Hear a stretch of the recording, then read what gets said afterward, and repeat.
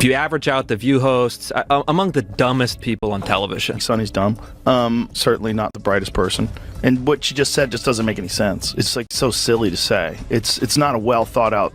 It's like if you had an idea for a premise and it was totally baked, half baked, and you went on stage with it, and it's nothing. Just there. go for it. Yeah. You're married, Tom. You're married. If your husband's doing something, if he's allegedly doing something like this, you guys would know if your wives were up to some nefarious stuff. Let's just not forget who she is. She's been, for years, lecturing America about morality, inequality, systemic failures, and look at her track record. How many times does she have to go on in the past 2 months and look at the camera and do a legal apology? With coffee in hand and the usual headlines being read, the morning the scandal broke appeared to be just like any other. However, I suddenly became aware of something. Sunny Hostin's name didn't appear on the screen because of her intense feelings about the scene. It concerned her spouse, Dr. Emmanuel Manny Hostin, this time. The headlines were everything but flattering, I can assure you. An orthopedic doctor named Dr. Hostin and his office, Host Orthopedics and Sports Medicine, were caught in the middle of a hurricane. The allegations, which are connected to a massive RICO case with an astounding 180 defendants, include bribery, insurance fraud, and wait for it. People, it's not simply a case. It's a huge success. Please hit the like button and subscribe before we start the drama so you don't miss any of the developments in this Hollywood scandal. Let's examine this, putting the legalese aside. I agree with mostly everything that's been said. I mean, we know that, only about 31% of Americans trust our healthcare system. We have a terrible healthcare system. And, doctors suffer because of big corporations as well. Doctors that want to do good, like my husband, operates on someone even though they don't have insurance and then has to sue health insurance companies to get paid for the work that he's been trained his whole life. The initial purpose of the Racketeer Influence and Corrupt Organizations Act, or RICO, was to combat organized crime. Consider gangsters, mobsters, and other dubious individuals. There is a major twist, though. The mafia isn't the hot seat here. Surgeons, physicians, and medical procedures are all involved. With fraud on the side, the courtroom drama now resembles Grey's Anatomy more than Goodfellas. The lawsuit claims that Dr. Hostin and others conspired to embezzle money from the medical system. Allegedly, they accepted bribes to undertake needless surgeries and bill insurance companies for potentially non-existent procedures.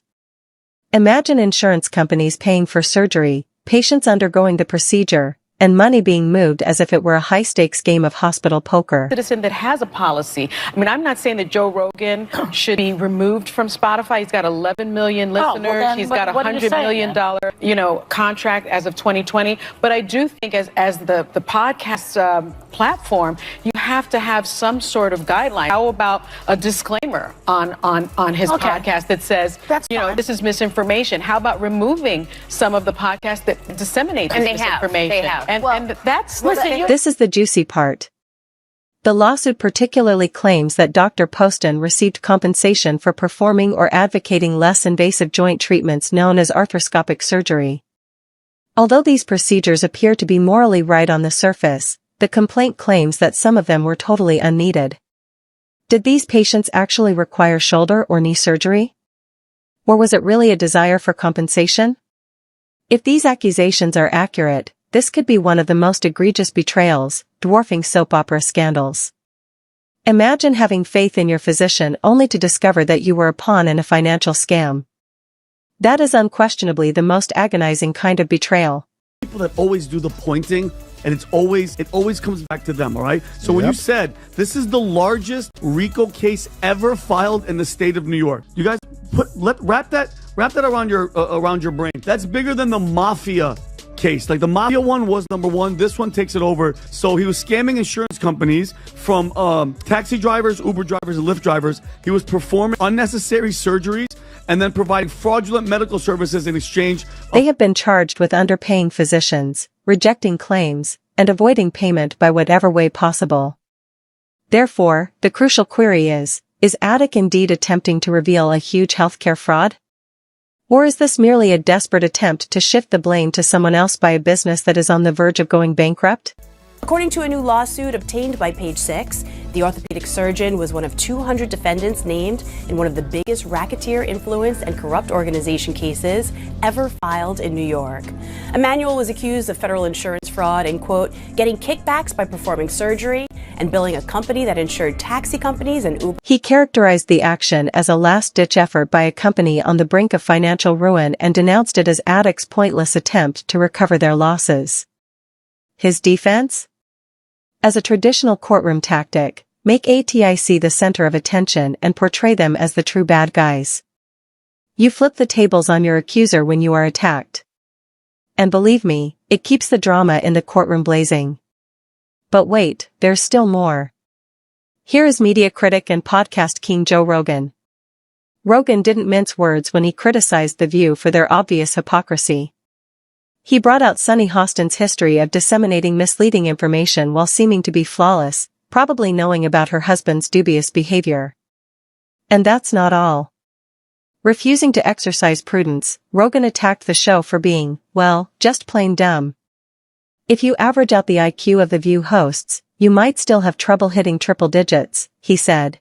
The View. Yeah, so that's been overwhelming my past couple days. So I just went in there, did my thing. I had no idea what to expect. I didn't know who Sunny Hostin was. I actually still really don't know. So I wasn't expecting necessarily for her to kind of try to ambush me in that way and attack my character in that way. Well, it is the show that people love to hate. Yes, that's true.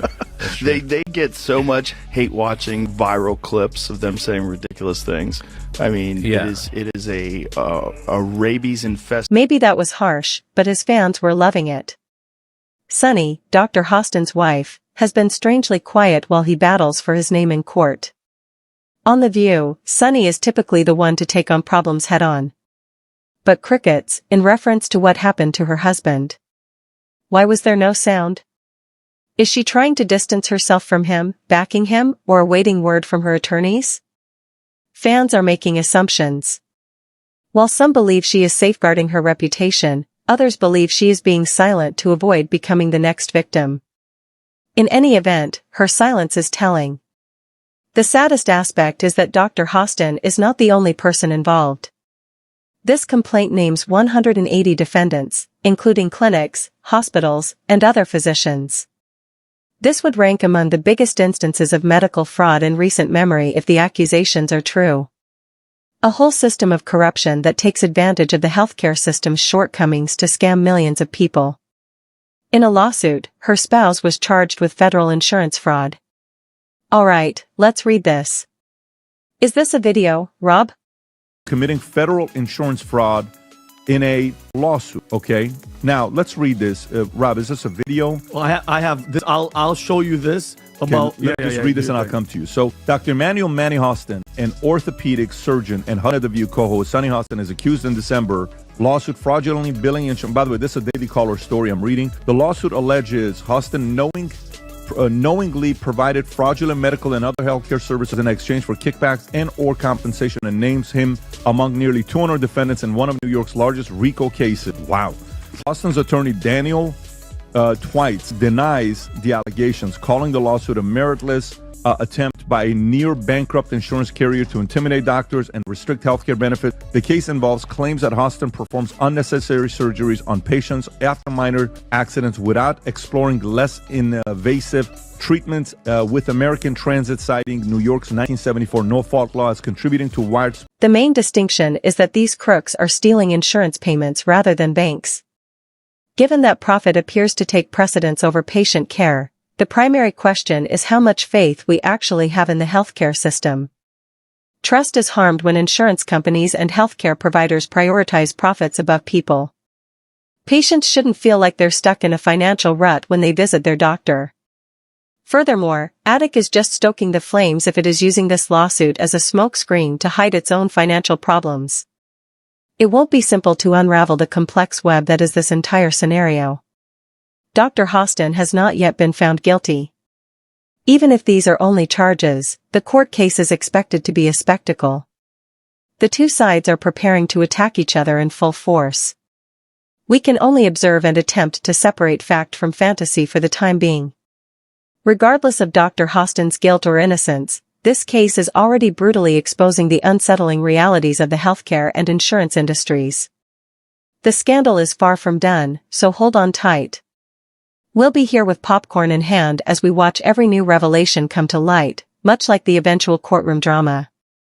Please remember to like and subscribe if you liked today's video so you don't miss to ensure you don't miss a beat. Please remember to like and subscribe if you liked today's video.